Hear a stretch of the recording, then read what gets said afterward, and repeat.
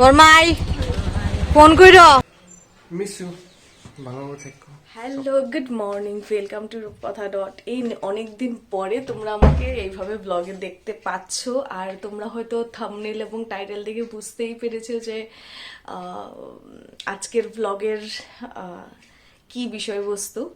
তো যাই হোক, সকাল সকাল তোমাদের সবাইকে শুভ সকাল, আর তোমাদের সবাইকে আমার হ্যাপি নিউ ইয়ার একদমই বলা হয়নি। সবার যেন এই বছরটা খুব সুন্দর যায়, ভালো যায়, সুস্থ যায়, আর সবার ঘরে ঘরে জ্বর কাশি সর্দি সেটার একটু খেয়াল রেখো। আমাদের ঘরেও আমার শরীর খারাপ, বাবার, সবার আমাদের একই অবস্থা।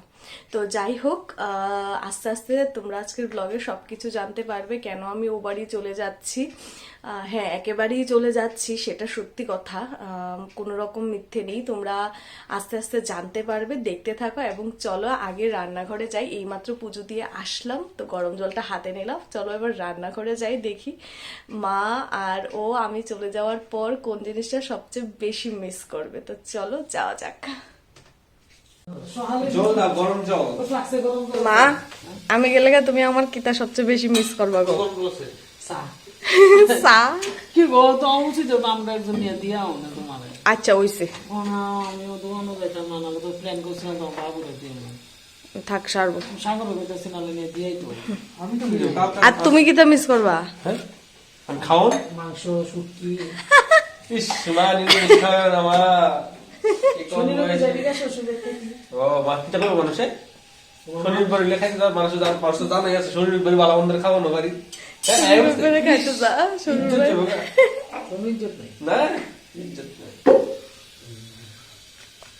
মা তো কইছে মা মাসে একদিন যাইবো, একবার মাসে যাবো, ওই 3টা সপ্তাহ আর একটা সপ্তাহ বাকি আছে না, ওই সপ্তাহটা মা যাবো।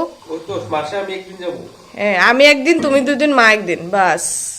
জানি না এই মানুষগুলোকে সকালবেলা না দেখে আমি কি করে, মানে একটা অভ্যেসে পড়ে গেছি। কি বলতো, ওই বাড়িতে মায়ের কাছে যাচ্ছি মায়ের এই অসুস্থতার সময়, সেটা যেমন ভেতরে খুব খুশি আমি, কিন্তু এই বাড়িটা ছেড়ে চলে যাচ্ছি সেটার আবার অন্যরকম দুঃখ।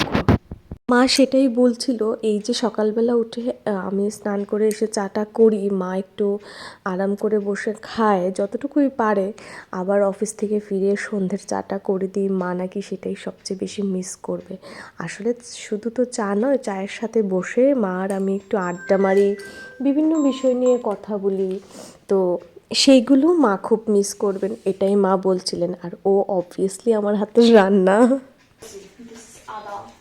অদস যেটা ছাড়া চা ইনকমপ্লিট আমাদের বাড়ির। কালকে এক্সপো থেকে ফেরার পথে নিয়েছিলাম একটু ড্রাই বেনারসি পান। আমিও আর কোনোদিন খাইনি জানো, আমিও টেস্ট করার জন্যই এনেছি। তো দিদাকে বলছি যে তোমার কেমন লাগে বলো তো, কারণ তোমরা তো পান খাও। দিদা বললো আমাদের এটা ভালো লাগবে না। তুমি খাও, আমি গেলে তুমি কি তা সবচেয়ে বেশি মিস করবা গো? দিদার একটা আমি সবাই লইতেছি ভিডিও, কে আমার কিতা মিস করবো? হ্যাঁ বস, মাছ হইছে চা, হ্যাঁ হইছে খাওন।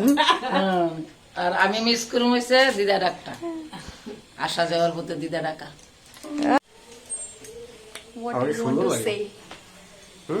What do you want to say? ভিডিওটা খুললে কথা বন্ধ। মিস ইউ ভালো থেকো। সপ্তাহে একবার করে আয়। আর তুমি? আমি দিদা। आप क्या करोगे? आप नहीं जाओगे? सिर्फ আমি যাবো তো, আমি মাসে একদিন, বেশি গেলে মানুষ খারাপ করবে। चलो कल शाम जल्दी चले जाना, ठीक है? परसों? মিটু যাই তো আইলে না নালে अच्छा, व्हाट अबाउट परसों? পরশু দিন आप यहाँ पे देख के बात नहीं कर सकते। পরশু দিন যেমন দেখা থাক না, बट तुम्हें যাইতাছো তো? হ্যাঁ যাইতেছি কনফার্ম, ঠিক আছে, কালকে বিকাল নালে পরশু দিন। সে টাটা। একে একে সবাইকে জিজ্ঞাসা করছি যে আমি চলে গেলে তোমরা কি সবচেয়ে বেশি মিস করবে, আর আমি তো অবভিয়াসলি সবাইকেই মিস করব। তো এখন বসে পড়লাম ব্যাগপত্র গুছিয়ে নিতে। আমার বিয়ের যে ছোট্ট ট্রলিটা আছে সেটা আমি নিয়ে যাচ্ছি আপাতত, যদি প্রয়োজন পড়ে। আচ্ছা, বাইরে একটু নয়েজ হচ্ছে, কনস্ট্রাকশন চলছে, ওই জন্য একটু ম্যানেজ করে নিও। তো আমি দেখো অলরেডি আমার কি কি প্রয়োজন পড়বে সেটা আমি গুছিয়ে নিচ্ছি। আর অবভিয়াসলি ছেড়ে যেতে একদমই ভালো লাগছে না, কিন্তু যেতে হবে। কেন যেতে হবে সেটাও আমি আস্তে আস্তে বলছি। মা বাবা ওকে দিদা তাদেরকে ছেড়ে যেতে একদমই মন চাইছে না। দীপও কালকে চলে যাবে আর আজকে আমি চলে যাচ্ছি। বিষয়টা একটু দুঃখেরই বটে, তবে যাই হোক, যার যার কাজকর্ম তো করতেই হবে। তো এখানে যা যা প্রয়োজনীয় সেটা আমি নিয়ে নিচ্ছি। আর সবাইকে দেখতে পারলে জিজ্ঞাসা করছি যে কি কি তোমরা আমার মিস করবে, কারণ আমি না সবসময় আমি একটু কি বলবো, একটু পরিবার কেন্দ্রিক মানুষ। আমি পরিবারকে নিয়ে থাকতে ভালোবাসি, একা থাকতে আমি একদম পছন্দ করি না, আর আমি পারিও না, হয় না, আমার দ্বারা হয় না, আই কান্ট।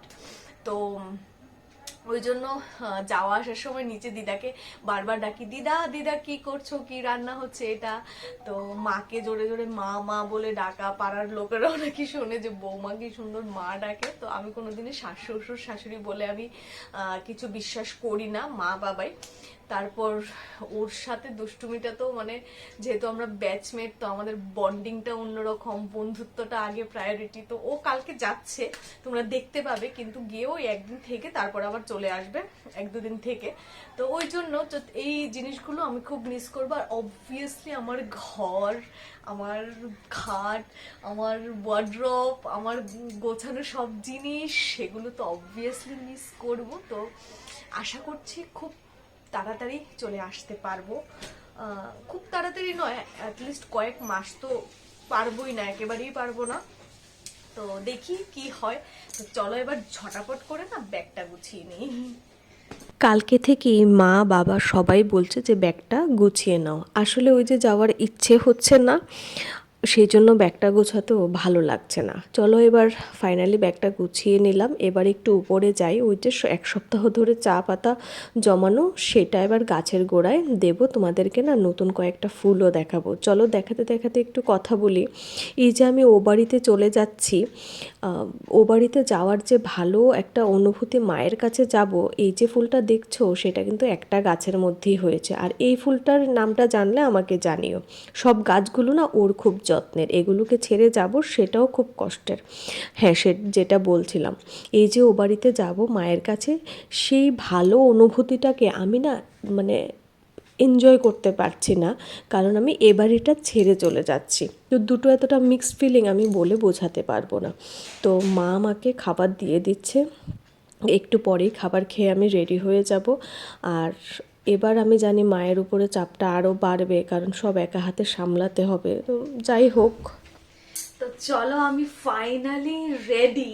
তো ফাইনালি রেডি হতে হতে তোমাদের সঙ্গে বলছি যে কেন যাচ্ছি, কত দিনের জন্য। অবভিয়াসলি কত দিনের জন্য যাচ্ছি এর জন্য আপাতত পার্মানেন্টলি মনে হচ্ছে। তো তো চাকরি, হ্যাঁ, নতুন চাকরি, নতুন জায়গায়। আমি আপাতত কোন ব্লকের আন্ডারে সেটা আমি এখানে মেনশন করছি না, কারণ সবকিছু সোশ্যাল মিডিয়াতে তুলে ধরাটা আস্তে আস্তে তোমরা জানতে পারবে, সো দ্যাট আমি এখনই মেনশন করছি না। তো গোমতী ডিস্ট্রিক্টে কোনো একটা ব্লকের আন্ডারে আমি পোস্টিং পেয়েছি। তো হ্যাঁ, নতুন চাকরি, নতুন কাজ, সবকিছুই নতুন। তার সাথে সাথে জীবনের এই পরিবর্তনটাও একদমই নতুন। আসলে সত্যি বলছি, জীবনে কখন কি মোড় চলে আসে এটা আমরা মানে কেউ গ্যাস করতেই পারি না। আমরা সবসময় যা ভাবি ঠিক তার থেকে উল্টোটাই হয়, সেটা আমরা সকলে জানি। হয়তো এটার সঙ্গে আমরা সবাই অবগত। তো যাই হোক, এখন 5টায় ট্রেন আছে, 4:30টায় ছিল, এখন জানি না একটু হয়তো লেট আছে, ওই জন্য ট্রেনটা 5টায় দেখাচ্ছে। তো এখন 3:30 বাজে, ঘড়িতে 3:30 বাজতে চললো, 10 মিনিট বাকি আছে। তো 10 মিনিট বাদেই বেরিয়ে পড়বো। তো ফাইনালি যাওয়ার আগে তোমাদেরকে আমি বলেই দিলাম যে কেন যাচ্ছি। তো সেই 2013-তে আমি বাড়ি থেকে বের হয়েছিলাম, তখন মা বলতো কবে যে আবার বাড়ি আসবি, সেই ডিপ্লোমা গেল, ডিগ্রি গেল, জব গেল, বিয়ে গেল, সেই 11 বছরের মাথায়, হ্যাঁ 11 বছরের মাথায় আমি আবার বাড়িতে ফিরছি। তো ফেরাটা এরকম সময় হয়েছে যে সময় ফেরাটা খুব বেশি একটা ভালো অনুভূতি নয়।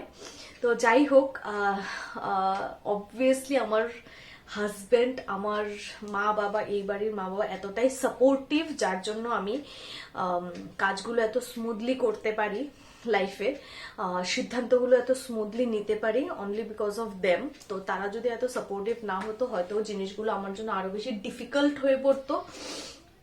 তো আমি মাসে 2 বার আসবো, এটা আমাদের মধ্যে ডিল হয়েছে। আর ও একবার যাবে, আর মা মাঝে মধ্যেই যাবেন, মা বাবা দুজনই। তো ঠাকুর তোমরা সাথে থাকো, ঠাকুর করুক আমার পরিবারকে সবাই ভালো থাকুক। তো এখন চলো, খুব বেশি কথা বললে আমি ইমোশন হয়ে পড়বো, জল এসে পড়বে চোখে, I don't want that. So চলো এখন বেরোনো যাক। আসলে এই বাড়ির প্রত্যেকটা মানুষ না আমাকে এত আদর যত্নে রাখে, ওই জন্য হয়তো যেতে আরও বেশি কষ্ট হচ্ছে। আসলে আমি কখনোই শ্বশুর বাড়ি বলে ভাবি না, যেটা তোমরা সকলে জানো। আমি নিজের বাড়ি প্রথম দিন থেকেই নিজের মা, নিজের বাবা সব কিছু নিজের করে নিয়েছি। ওনারাও আমাদেরকে এত আদরে যত্নে নিজের করে নিয়েছে। আমারও যেমন ছেড়ে যেতে কষ্ট হচ্ছে, ঠিক মারও কিন্তু চোখে জল। তো মাকে প্রণাম করে এবার বেরিয়ে পড়লাম। আসলে এবার এই ছোট্ট ব্যাগটা নিলাম, কারণ সামনে যদি প্রয়োজন পড়ে আরও নেব। আর এবার যেহেতু একা যাচ্ছি, সেজন্য আর বড় ব্যাগ ক্যারি করলাম না। এই দেখো, মায়ের চোখের জলটা দেখতে না আমারও বুকটা ফেটে যাচ্ছে। মার সামনে আমি কান্নাকাটি করছি না, কারণ আমি জানি আমি কান্না করলে মা আরও বেশি ভেঙে পড়বে। আর আমার 2 মায়েরই চোখের জল আমি একদমই দেখতে পারি না। তো যাই হোক, স্টেশনে চলে আসলাম। 5টা নাগাদ ট্রেন, 1 ঘন্টা আগেই আসলাম, যেহেতু আমি একা আসছি ব্যাগটা নিয়ে, একটু ওয়েট করব। তো যাই হোক, চলো আজকের এই ব্লগটা আমি এইখানেই শেষ করছি। তোমরা ভালো থেকো, সুস্থ থেকো, আর নতুন আপডেট আমি দিতে থাকবো। আর চলো, ফাইনালি আমি ট্রেনে বসে পড়লাম। আবারও ফিরে আসবো একটি নতুন ব্লগ, একটি নতুন দিন নিয়ে। তোমাদের যদি ব্লগটা ভালো লাগে, do like, share and subscribe. ব্লগটা শেষ করতে করতে মনটাও যেন ভারী হয়ে আসলো। চলো, টাটা।